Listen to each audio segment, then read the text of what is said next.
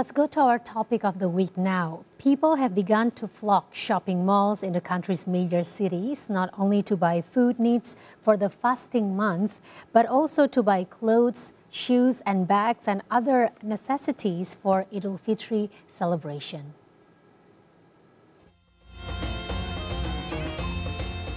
Buying new items, especially clothes, ahead of Idul Fitri celebration is a long-standing tradition in majority Muslim Indonesia. The people buy clothes not only to wear on the victory day themselves, but also as gifts for their relatives in their hometowns. In fact, people not only buy clothes or shoes, but also renovate their houses and buy new furniture sets ahead of the Idul Fitri, which marks the end of the fasting month. Idul Fitri shopping spree is one of the biggest shopping periods in Indonesia, in addition to year-end or Christmas shopping season. Not surprisingly, shopping malls and stores as well as online shopping platforms have begun to offer extra sales promotion, such as a big discount to attract buyers. Sales of fashion, especially Muslim clothes, jewelry and footwear, are among the most sought items. The arrival of Ramadan and Idul Fitri have historically become a main driver in rising consumer spending. During Idul Fitri last year, which fell in April 2023, retail sales shot up 12.8% monthly and 1.5% annually.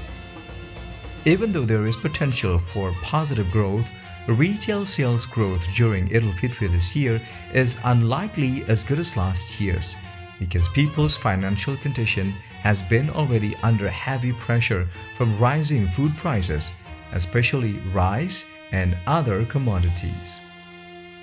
This is reflected in the results of the latest consumer survey released by Bank Indonesia recently, where the Indonesian People's Income Index figure has now fallen to its lowest level since April 2022. The current economic condition is considered worse than 6 months ago, mainly due to a decrease in income, limited employment opportunities, and a decrease in interest in purchasing secondary goods. Shrinking income ultimately erodes consumption. The average proportion of people's income used for consumption in February fell to 73%, or down 1.6 percentage points compared to the previous month. However, according to a survey conducted by Bank Indonesia, retail sales increased 3.6% in February compared to 1.1% the same month of the previous year. February's figure marked the best reading since June 2023, largely driven by faster growth in food, beverages, and tobacco sales. In contrast, motor vehicles, parts, and accessory sales lost steam. Lastly, cultural and recreation goods sales contracted at a softer pace, while information and communication equipment sales contracted at a softer pace than in January. The annual average retail sales growth rose to 1.9% in February as compared to 1.6% in January, signaling an improving trend in the retail trade sector. However, the rise in prices of raw materials both at home and overseas could hamper the potential growth this year and the industry. The retail business could even worsen next year when the government's plan to increase value-added tax to 12% from 11% becomes effective.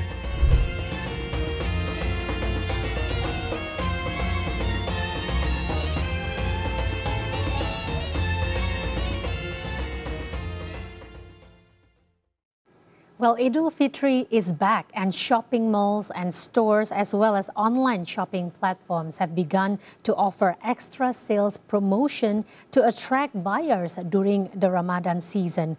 Now here we have a pre-recorded video with our guest, Bapak Roy Mandey, the chairman of the Indonesian Retailers Association, or APRINDO, where he will talk about the impact of Idul Fitri shopping spree on Indonesia's retail sales. Let's take a look.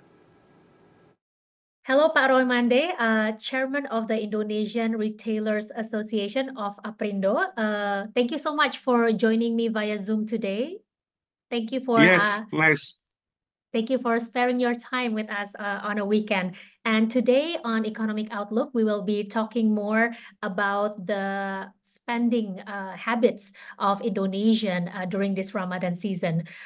First of all, Pak Roy, we know that during this Ramadan season, people have begun to flock all the shopping malls. They all are buying food, buying new clothes and other essential items during this Idul Fitri celebration. Now, can you please, first of all, tell us, Pak Roy, what major retailers generally do to prepare before the Ramadan season, and what are the spending habits so far during this Lebaran? Yes, thank you, Ms. Lucia. Nice to meet you and healthy greetings for you. Okay, as we know that usually at the season of the Lebaran or the Idul Fitri, that is a very huge productivity for us. Yeah, so we have already prepared 6 months before the so in our retailers in around 50,000 stores among the nationwide, we already prepare well, yeah, the all kind of the products, especially the main of products for the people in Indonesia, such as you know that main product is rice, sugar, cooking oil, yeah, and then like the some of the for Lebaran festive, like the biscuit, like the any kind of beverage. Usually they bring the products for going back to the village, yeah, from the any city, and they will celebrate the Idul Fitri. And as we know that in festive Lebaran, in every year, usually we have around almost 35 till 40% of the productivity in retails. Wow. So the offset usually and in the year, yeah, contributed from the festive Lebaran. And as we know that last year at the second quarter, the growth of economic Indonesia is the highest at the Lebaran festive, almost the 5.17%. Yeah. Before, as we know that around the 5.02, 5.05, but at the festive, more than almost the 5.2%. So we have to prepare. And right now, I said to you that already prepare because not only it's very closer to the Lebaran festive right now, around 2 weeks. So people usually will buy anything to bring the products go back to the village. Exactly.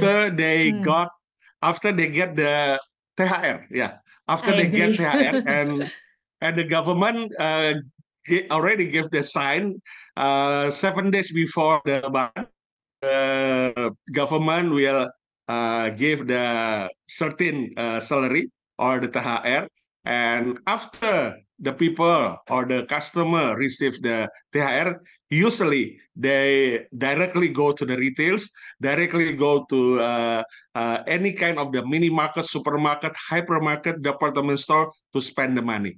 Right, for so we are consumption. actually expecting a huge surge, especially towards the Lebaran season coming up in for the next 2 weeks. Now, Pak Roy, can you please explain to us, compared to last year, how much percentage increase in sales do we expect for this year's Idul Fitri? Especially just now, you already mentioned that our economic growth is actually growing much better nowadays. Yes, usually time to time at the season of the Lebaran or the Idul Fitri, contribution from the sales up around 10 to 15%. So from the month to month, yeah. So it's mean that we have to well prepare about the things because this is the in retail said that this is the harvest time, yeah, to collect the any customer who wants to spending their money for the festive.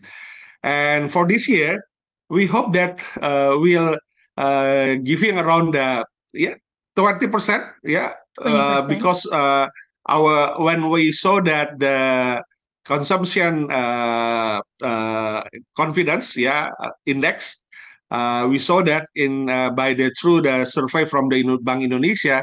Right now, the the confidence of the customer index is around 120. So when we are talking about the above the 100, so people say that people convinced to spend the money because they know about the economy is going well, and they confidence about their income. Yeah, so they want to spend the money when they show that the inflation is still being well and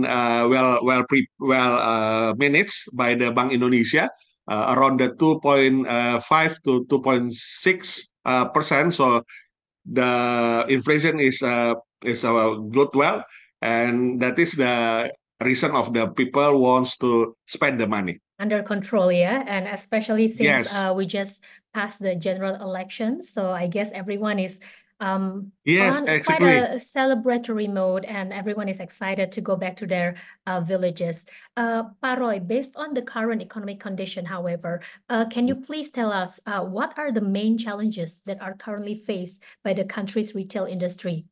Do you think there are many Okay. challenges at the moment, or would you say that everything is going smoothly and going on the right direction at the moment? Yeah, APRINDO gave some notes to the government when we entering the 2024. In the retails, as we know that we have divided to things of the products that we sell at the retails. We say that the first, our control, still controllable.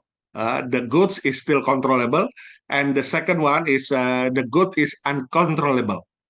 So when we are talking the good is a controllable, so it's mean that we can buy from the manufacturer, we can order to the suppliers with easy, with fastly, and the price is more stable.